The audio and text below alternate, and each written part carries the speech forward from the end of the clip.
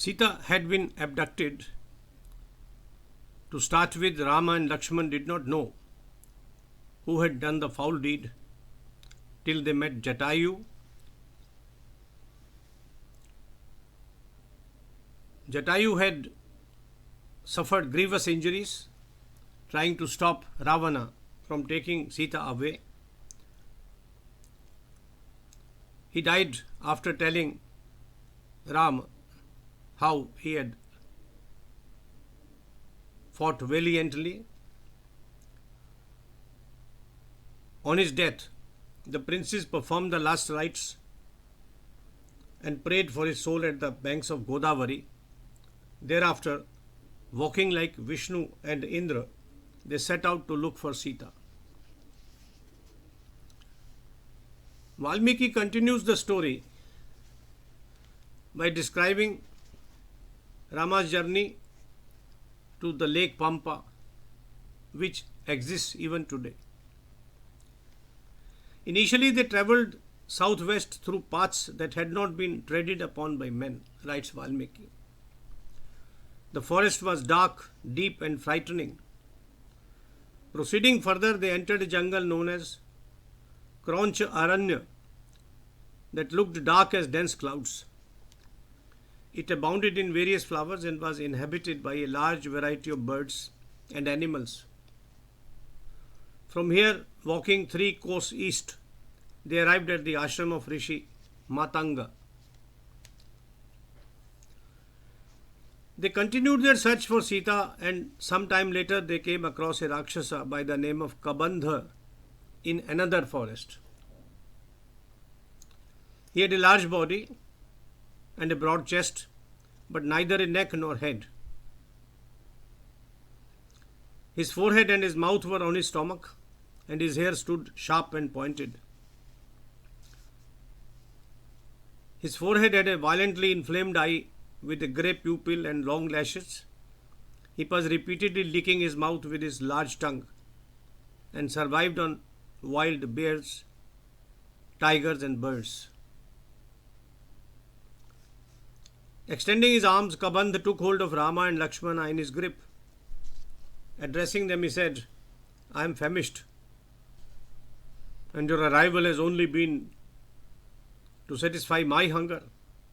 I am not going to spare your lives."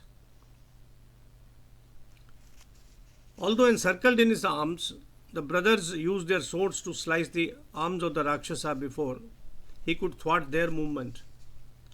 The bleeding demon became pliant in a moment and asked them to identify themselves. In turn, he narrated the story of his downfall and requested them to cremate him, promising to tell them the whereabouts of a would-be friend who could help them in looking for Sita. He said, "I am not endowed with divine knowledge. I do not know anything about Maithili. However, once my present body has been burnt, I shall regain my normal form, and I shall be able to tell you of a person who knows about Sita and the mighty Rakshasa who has abducted her." Out of the burning logs of wood on the pier emerged Kabandha, glorious and dressed in neat clothes, garlands, and jewels. He climbed into a viman yoked to swans. Lifting the viman into the sky, he said, "Know from me, Raghava, how to reach Sita. A king can win over everything in this world by means of 6 devices, such as Sandhi, which is reconciliation with the enemy, Vigraha, invasion, war, Yan, an attack, Asana, which is an opportunity, Dvaidibhava, which is duplicity, and Samashraya, seeking protection of the more powerful friend of foe. A person in distress ought to look to another one similarly situated if he needs help. Seek the friendship of a person who suffers like you One such person is Sugriv, a Vanara who has been ousted from his kingdom by his brother Vali, Indra's son. At present, Sugriv stays on the Rishyamukh mountain with 4 other Vanaras. This mountain extends to the lake Pampa. The valorous Sugriv, the king of the Vanaras, is glorious, dexterous, fearless, patient, wise, generous, truthful, and powerful. His brother Vali, in order to usurp the kingdom, has thrown him out of their territory. Sugriv is the one who will now assist you in looking for Sita. O brave Rama, destiny is irreversible, and we suffer because fate willed it so. You must go as soon as possible to befriend Sugriv. He too is looking for help in his misfortunes. Both of you can successfully help him.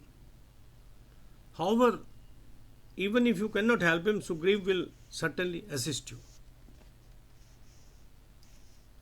He has deep knowledge of the Rakshasa abodes and he will help you look in the mountains, caves, forests with the help of Vanaras. He will certainly assist you in finding the whereabouts of your wife. Wherever your pious and devoted wife may be, on the Meru peak or in the Patal, Sugriv, the crown of the Vanaras, will ensure her return to you after killing all the Rakshasas. He is very brave.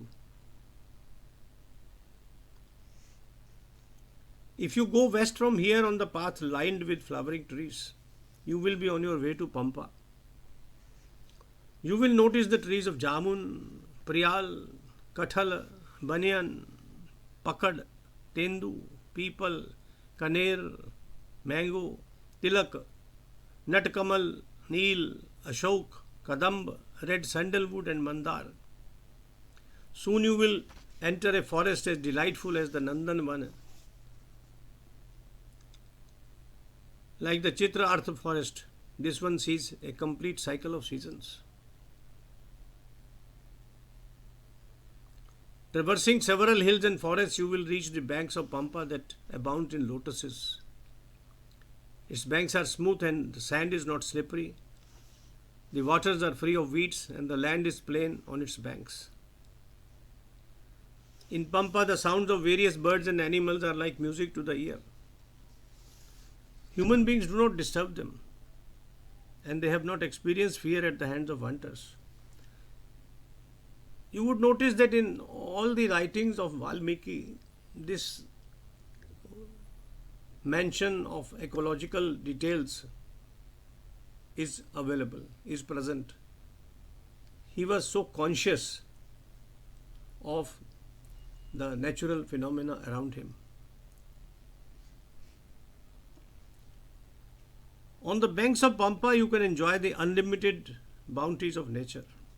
The Pampa water is nourishing, cool and a source of health and joy. Towards evening, you will notice large Vanaras that live and sleep in the caves nearby. Yellow-skinned, they come roaring like bulls to drink water at the lake. A look at the flower-laden trees at the waters of Pampa will lessen your sorrow. Remarkable images. A good advice, go back to nature, even in your suffering. It is said that in old times the pupils of the Rishi Matang used to live on the shores of Pampa. Though they departed long ago, yet an ascetic named Shabari, who used to look after them, still resides there. She is aged and is always occupied in religious pursuits. She waits to see you before departing for Swargalok. The forest there is known as the Matangavana. On the eastern banks of Pampa stands the Rishyamukh mountain glistening with flowering trees. It is a dense forest difficult to access, owing to reptiles and elephants inhabiting it. Raghunath, you will forget your sorrow when on the Rishyamukh mountain you see bears, tigers and men of dusky hue like that of blue lotus, and herds of deer racing each other and virtually invincible. A large cave shut by a door made of stone is situated on the mountain's top. At the eastern gate of this cave is a pond brimming with cool water and banked by fruit and flower bearing trees. The pious Sugriv resides in this cave. At times he shifts to the mountain top. You ought to befriend him.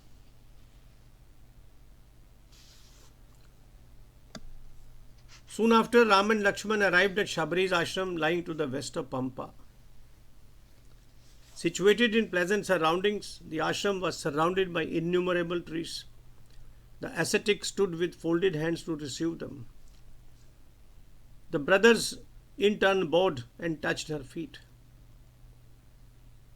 Addressing Shabari, Rama said, "Your tapasya has enriched you.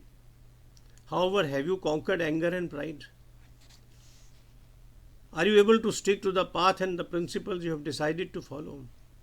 Are you happy in your mind and at peace with yourself? O sage of sweet words, has the service of your gurus been successful in all respects?" Replied Shabari, "Rama, you are the pride of mankind. The success of my tapasya lies in my being able to look at you today. Deveshwara, having welcomed you today, I shall certainly attain Swargalok. Your kind glance has purified me. You are Vishnu incarnate. I had been told of your arrival here by my gurus when you were still at Chitrakoot. I have collected wild fruit with roots and for your meal." Shabari took Rama and Lakshmana around the ashram and showed them the sites where her gurus had lived and worshipped. Thereafter, she asked for Rama's permission to immolate herself in order to join her gurus. The story of Shabari is told in so many contexts. It's written somewhere that she gave fruit to Rama to eat, but before that she tasted every single piece so that there was no poison in them. And it is represented as a virtue that Ram, who was a prince, took fruit from a humble woman because she was a devotee. Jai Shri Ram, Jai Shri Ram, Jai Shri Ram.